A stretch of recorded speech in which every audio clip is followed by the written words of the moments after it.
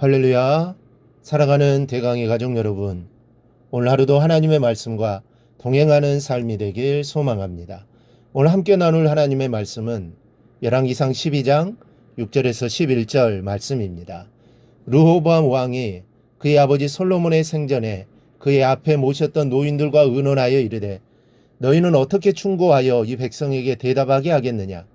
대답하여 이르되, 왕이 만일 오늘 이 백성을 섬기는 자가 되어 그들을 섬기고 좋은 말로 대답하여 이르시면 그들이 영원히 왕의 종이 되리이다 하나, 왕이 노인들이 자문하는 것을 버리고 자기 앞에 모셔 있는 자기와 함께 자라난 어린 사람들과 의논하여 이르되, 너희는 어떻게 자문하여 이 백성에게 대답하게 하겠느냐? 백성이 내게 말하기를, 왕의 아버지가 우리에게 메운 멍에를 가볍게 하라 하였느니라.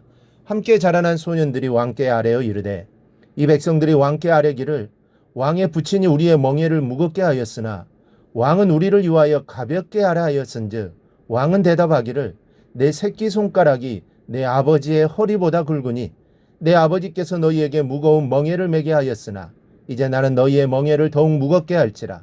내 아버지는 채찍으로 너희를 징계하였으나 나는 정갈 채찍으로 너희를 징계하리라 하소서. 아멘.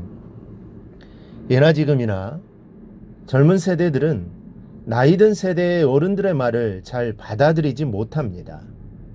하지만 어른들의 말씀을 잘 새겨들어서 손해볼 사람은 없습니다. 왜냐하면 어른들의 말은 삶의 경험에서 묻어나온 삶의 지혜가 담겨 있기 때문입니다. 오늘 본문을 보면 진정한 마음으로 권면하는 어른들의 말씀을 우습게 생각하다가 졸지에 망해버리는 어리석은 사람이 나옵니다. 그의 이름은 르호보암입니다. 11장 43절을 보면, 솔로몬이 그의 조상들과 함께 자매 그의 아버지 다윗의 성읍에 장사되고 그의 아들 르호보암이 대신하여 왕이 되니라 했습니다. 이제 솔로몬도 죽게 되고 그 후에 솔로몬의 아들인 르호보암이 이스라엘의 왕이 됩니다. 이 당시 백성들은 새로운 왕에게 기대가 많이 있었습니다. 4절을 보면, 왕의 아버지가 우리에게 멍에를 무겁게 하였으나 왕은 이제 왕의 아버지가 우리에게 시킨 고역과 매운 무거운 멍에를 가볍게 하소서. 그리하시면 우리가 왕을 섬기겠나이다. 솔로몬이 나라를 다스릴 때 약 20년 동안 했던 일이 있습니다. 바로 성전 건축과 왕궁 건축입니다. 특별히 성전 건축은 하나님이 솔로몬에게 허락하신 위대한 일입니다. 그리고 이 일을 잘 감당하게 됩니다. 그런데 20년이란 세월 동안 백성들은 얼마나 괴로웠는지 모릅니다. 20년 동안 공사를 하느라 백성들은 편히 쉴 시간이 없었습니다. 좋은 일이지만 그래도 힘든 것은 사실입니다. 또한 솔로몬이 나라를 다스릴 때 나라가 평안하고 행복했던 것이 사실입니다. 이 솔로몬 시대는 전쟁이 없었습니다. 그러나 그가 우상을 섬기며 마음이 하나님을 떠났을 때 그는 무거운 세금을 징수하였고 이로 인해 백성의 원망이 많아지게 되었습니다. 그러므로 르호보암이 왕위를 계승하자 백성들은 입을 모아 부탁을 합니다. 당신의 아버지처럼 하지 말고 백성을 위한 정치를 해주십시오. 당신 아버지 때는 너무 힘들었습니다. 이때 르호보암은 고민을 하다가 솔로몬 왕을 모셔왔던 노인들을 불러다가 의논을 했습니다. 내가 아버지의 뒤를 이어 왕이 되었는데 어떻게 해야 어진 왕이 될 수 있겠습니까? 이때 솔로몬을 섬겨오던 노인들이 진심 어린 충고를 구합니다. 지금 이들의 하는 말은 굉장히 중요한 말입니다. 왜냐하면 그들은 솔로몬 왕이 통치하면서 겪었던 성공과 실패를 몸소 체험하고 겪으면서 터득한 지혜와 지식이 충만한 사람들이었기 때문입니다. 이 노인들의 의견을 정리하면 이렇습니다. 먼저는 왕으로 군림하지 말고 백성의 종이 되십시오. 둘째는 종이 되어서 백성을 섬기십시오. 세 번째는 그리고 자상한 말로 백성을 이끌어 가십시오. 그리하면 백성들이 영원히 왕의 종이 될 것입니다. 이렇게 충고를 합니다. 그러나 8절을 보면 왕이 노인들이 자문하는 것을 버렸다고 했습니다. 르호보암은 솔로몬이 섬겨왔던 신하들의 말을 듣지 않았던 것입니다. 그도 그럴 것이 지금 르호보암이 누구입니까? 왕이 아닙니까?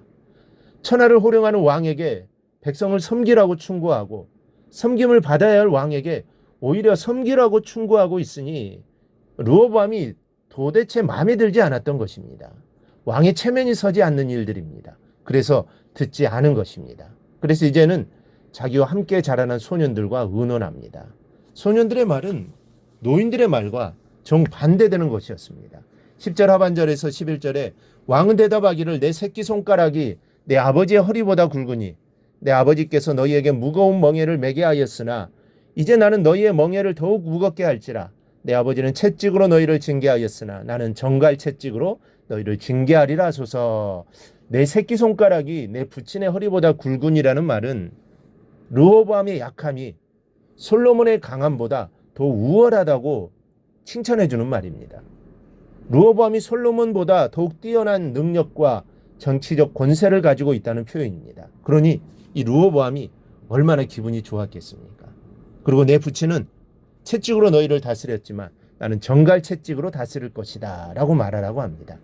이 말은 솔로몬과 비교할 수 없을 만큼 보다 더 잔혹하고 엄하게 백성을 다스리겠다는 것입니다. 결국 르호보암은 노인들의 자문을 버리고 자기의 친구들의 말을 받아들여 폭군이 됩니다. 그 결과 이스라엘 백성은 르호보암을 버리고 여로보암을 왕으로 세워 북이스라엘을 건립하게 되었고 유다와 베냐민 지파만이 르호보암을 따라 남유다를 이루게 됩니다. 르호보암이 노인들의 말을 들었던들 이런 비극은 벌어지지 않았을 것입니다. 노인들이 말이 비록 귀에 거슬린다 했을지라도 그는 겸손히 받아들였어야 했습니다. 겸손한 마음으로 남의 권면을 받아들이는 자, 그는 반드시 큰 유익을 볼 것입니다. 그리고 주님이 하시는 말씀을 받아들이는 자, 그래서 주님 뜻대로 살려고 힘쓰는 자는 반드시 하나님의 영광을 맞이하게 될 것입니다. 이제부터는 모든 사람들의 충고에 귀를 기울이십시다. 이것이 삶의 지혜입니다. 주님의 말씀에 귀를 더욱 기울이십시다. 이것이 바로 인생의 지혜입니다. 그리하여 우리 모두 지혜로운 자가 될 수 있기를 주님의 이름으로 축원합니다. 오늘 묵상한 말씀을 굳게 잡고 삶으로 실천하며 살아내는 대강의 모든 성도들이 되기를 축복합니다.